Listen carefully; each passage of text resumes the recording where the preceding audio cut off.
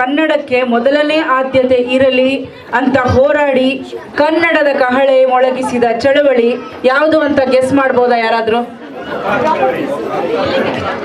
ಜೋರ ಹೇಳಿ ಆಡಿಯನ್ಸ್ ಇಂದ.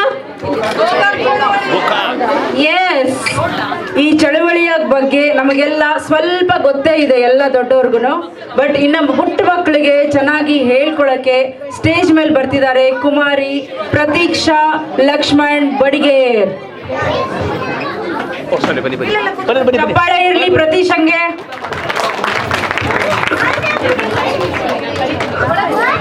ಎಲ್ಲರಿಗೂ ನಮಸ್ಕಾರ. ನನ್ನ ಹೆಸರು ಪ್ರತೀಕ್ಷಾ ಲಕ್ಷ್ಮಣ್ ಬಡಿಗೇರ್. ಎಲ್ಲರಿಗೂ ಕನ್ನಡ ರಾಜ್ಯೋತ್ಸವದ ಹಾರ್ದಿಕ ಶುಭಾಶಯಗಳು. ನಾನು ಇವತ್ತು ನಿಮ್ಮ ಮುಂದೆ ಗೋಕಾಕ್ ಚಳುವಳಿಯ ಬಗ್ಗೆ ಮಾತನಾಡಲು ಬಯಸುತ್ತೇನೆ. ಕರ್ನಾಟಕ ಏಕೀಕರಣ ಚಳುವಳಿಯ ಫಲವಾಗಿ 1956ರ ನವೆಂಬರ್ 1ರಂದು ಮೈಸೂರು ರಾಜ್ಯ ನಿರ್ಮಾಣವಾಯಿತು. ಕನ್ನಡ ಮಾತನಾಡುವ ಪ್ರಾದೇಶಿಕ ಸ್ಥಳಗಳೆಲ್ಲ ವಿಲೀನಗೊಂಡು ಮೈಸೂರು ರಾಜ್ಯ ಸ್ಥಾಪನೆಯಾಗಿತ್ತಾದರೂ ಕನ್ನಡಕ್ಕೆ ಬೇಕಾದ ಸ್ಥಾನಮಾನಗಳು ಸಿಕ್ಕಿರಲಿಲ್ಲ. ಇಂದಿರಾ ಗಾಂಧಿ ತಮ್ಮ ಆಡಳಿತದ ಅವಧಿಯಲ್ಲಿ ಇಂಗ್ಲಿಷ್ ಮತ್ತು ಹಿಂದಿ ಭಾಷೆಗಳನ್ನು ಆಡಳಿತ ಭಾಷೆಗಳನ್ನಾಗಿ ತಿದ್ದುಪಡಿ ತಂದರು.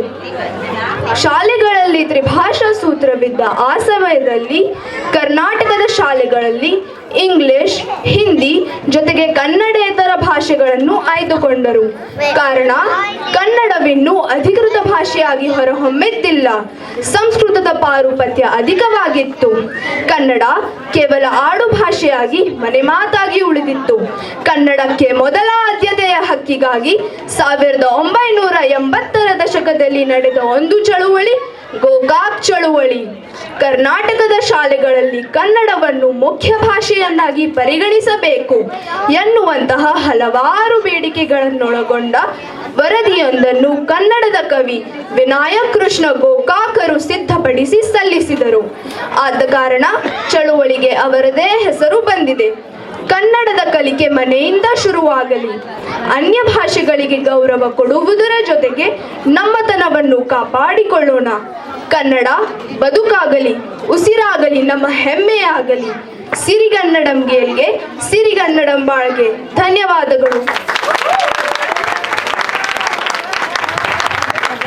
ಧನ್ಯವಾದಗಳು ಪ್ರತೀಕ್ಷಾ ಅವರಿಗೆ. ಎಷ್ಟೊಂದು ಡೀಟೇಲ್ ಆಗಿ ನಮಗೆ ಎಷ್ಟು ಸ್ಪಷ್ಟವಾಗಿ ಕನ್ನಡದಲ್ಲಿ ನಮಗೆಲ್ಲ ಗೋಕಾಕ್ ಚಳವಳಿ ಬಗ್ಗೆ ತಿಳಿಸ್ಕೊಟ್ಟಿದ್ದಕ್ಕೆ ಮತ್ತೊಮ್ಮೆ ಪ್ರತೀಕ್ಷಾ ಅವರಿಗೆ ತುಂಬ ಹೃದಯದ ಧನ್ಯವಾದಗಳು. ನಮ್ಮ ಮುಂದಿನ ಪರ್ಫಾರ್ಮೆನ್ಸ್